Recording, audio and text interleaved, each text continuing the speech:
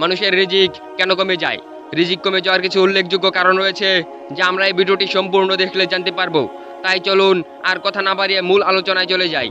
রিজিক নির্ধারিত থাকার পরও যেমন কিছু কাজ বা আমলের মাধ্যমে এটি বাড়ানো সম্ভব, তেমনই কিছু কাজ ও কারণে রিজিক ক্ষতিগ্রস্ত হয়।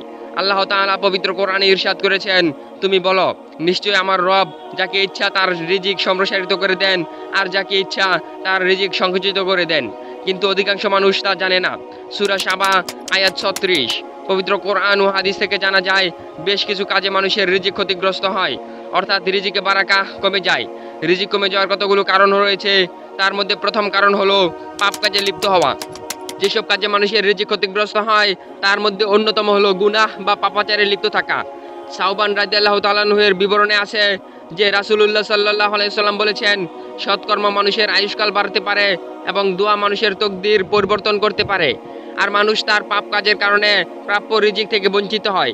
ইবনে মাজাহ হাদিস 4022। রিজিক কমে যাওয়ার দ্বিতীয় কারণ হলো কৃতজ্ঞতা আদায় না করা। মানুষ যখন প্রাপ্ত নিয়ামতের শুকরিয়া আদায় করে না, তখন তার থেকে সে নিয়ামত ছিনিয়ে নেওয়া হয়, আর এতে ক্ষতিগ্রস্ত হয় মানব জীবন এবং কমে যায় রিজিক। আল্লাহ তাআলা পবিত্র কোরআনে ইরশাদ করেছেন, আর যদি অকৃতজ্ঞ হও তবে মনে রেখো আমার শাস্তি বড়ই কঠোর। সূরা ইব্রাহিম আয়াত ৭। রিজিক কমে যাওয়ার তৃতীয় কারণ হলো মিথ্যা কসম খাওয়া ও ধোঁকা দেওয়া। মিথ্যা কসম খাওয়া এবং মানুষকে ধোঁকা দিলে আয় উপার্জনের বরকত চলে যায়, আর বরকত চলে যাওয়া মানে রিজিক ক্ষতিগ্রস্ত হওয়া। রাসূলুল্লাহ সাল্লাল্লাহু আলাইহি সাল্লাম বলেছেন, বেচাকেনা করার সময় তোমরা অধিক কসম করা থেকে সাবধান থাকো, কারণ মিথ্যা কসমের দ্বারা বিক্রি বেশি হয় কিন্তু বরকত ধ্বংস হয়ে যায়। মুসলিম শরীফ হাদিস 1607। রাসূলুল্লাহ সাল্লাল্লাহু আলাইহি সাল্লাম আরও বলেছেন, ক্রেতা ও বিক্রেতা যতক্ষণ পর্যন্ত বিচ্ছিন্ন না হয় ততক্ষণ পর্যন্ত ক্রয় বিক্রয় সম্পন্ন করা কিংবা বাতিল করার সুযোগ রয়েছে।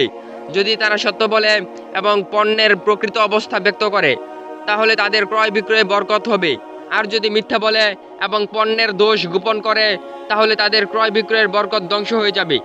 বুখারী শরীফ হাদিস 2079। রিজিক কমে যাওয়ার চতুর্থ কারণ হলো সুদের কারবার করা।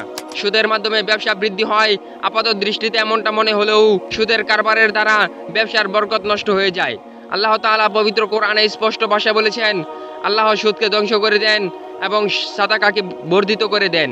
সূরা বাকারা আয়াত 276। রিজিক কমে যাওয়ার পঞ্চম কারণ হলো যাকাত না দেওয়া। যাকাত ইসলামের অন্যতম স্তম্ভ বা মৌলিক বিধান। যাকাতের বিধান প্রণয়ন করে ধনী দরিদ্রের মধ্যে ভারসাম্য ঠিক রেখেছে ইসলাম। সঠিকভাবে যাকাতের বিধান আদায় না করলে রিজিকের বরকত উঠিয়ে নেওয়া হয় এবং এতে রিজিক ক্ষতিগ্রস্ত হয়। রাসূলুল্লাহ সাল্লাল্লাহু আলাইহি সাল্লাম বলেছেন, যখন কোনো জাতি যাকাত আদায় করা বন্ধ করে দেয়, আসমান থেকে তখন বৃষ্টি বর্ষণ বন্ধ করে দেওয়া হয়।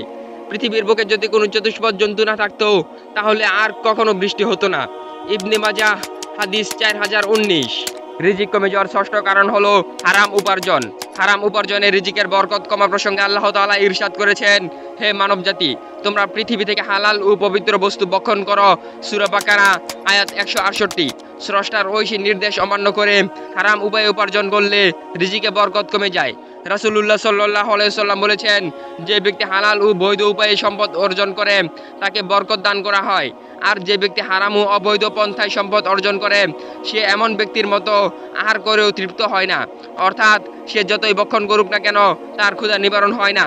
মুসলিম শরীফ হাদিস 1052। আল্লাহ আমাদের এই সকল কাজ করা থেকে বিরত থাকার তৌফিক দান করুন এবং হালাল উপায়ে রিজিকের ব্যবস্থা করে দিন। আমিন।